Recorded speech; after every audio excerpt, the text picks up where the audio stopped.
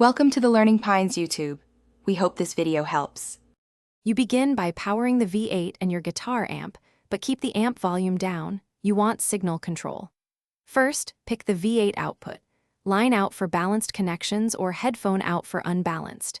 Use a TRS to TRS cable for balanced line out or TRS to TS for unbalanced. If the amp expects instrument level, insert a die box to convert line to instrument impedance. Once done, set V8 output level to unity and prepare to connect physically. Now you make the connection. Plug the chosen cable from the V8 line out into the amp input. If you have a die, route V8 line out into the die, then XLR or TS from die to amp. If you must use the headphone out, convert stereo TRS to the amp mono input with a proper adapter and check phase. Make sure the amp input is set to the correct sensitivity, select line if available, otherwise instrument, and leave gain low before powering up.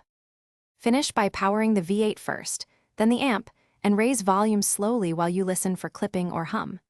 You should trim the V8 master and channel levels for a clean signal and shape tone with the V8 EQ before adding amp gain.